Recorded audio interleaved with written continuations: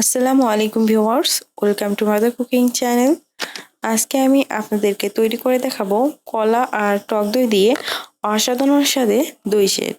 এই দই সেট তৈরি করার জন্য আমি এখানে কলা নিয়ে নিয়েছি মিডিয়াম সাইজের 6টি, টক দই প্রায় 500 গ্রাম, চিনি 1/4 কাপ। প্রথমে আমি একটি মিক্সচার নিয়ে নিয়েছি, দিয়ে দিচ্ছি কলা 6টি। এই কলাগুলোকে আমি আগে থেকে চকলা সিলিয়ে রেখেছিলাম।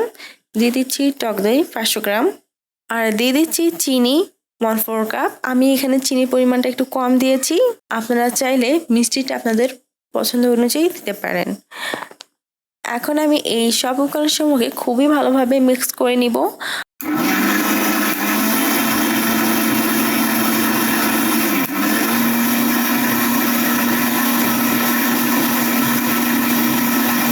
আর হ্যাঁ, এই সময় কিন্তু পানি ব্যবহার করা যাবে না। প্রথমে এই সব উপকরণসমূহকে খুবই ভালোভাবে মিক্স করে নিতে হবে। আর এই সময় যদি আমরা পানি ব্যবহার করি তাহলে এই উপকরণসমূহ খুব ভালোভাবে মিক্স হবে না, যার কারণে আমি এই উপকরণসমূহকে আগে মিক্স করে নিচ্ছি। আপনারা দেখতে পাচ্ছেন যে এই সময় এই উপকরণসমূহ খুবই ভালোভাবে মিক্স হয়ে গেছে। দিয়ে দিচ্ছি পানি 2 কাপ। আমি 6টি কলা ও 500 গ্রাম টক দইয়ের জন্য 2 কাপ পানি ব্যবহার করেছি।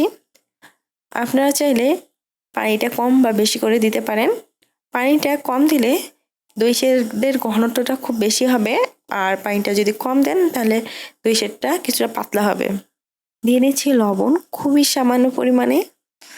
এখন আমি মিক্সচারের ঢাকনা লাগিয়ে এগুলোকে আবারও মিক্স করে নিব।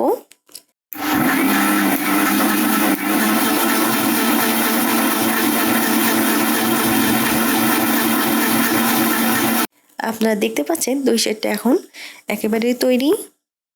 আর আপনারা এই সময় এই দই সেটগুলো গ্লাসে ঢেলে বরফ দিয়ে পরিবেশন করতে পারেন। তৈরি হয়ে গেছে খুবই মজাদার ব্যানানা দই সেট।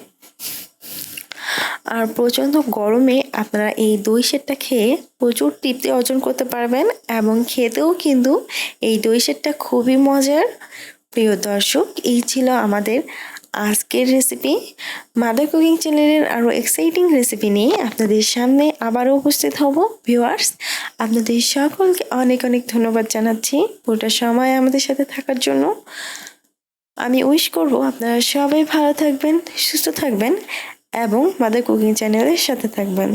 এই চ্যানেলে নতুন হয়ে থাকলে চ্যানেলটি সাবস্ক্রাইব করুন এবং ভালো লাগলে লাইক, কমেন্ট ও শেয়ার করুন। ধন্যবাদ।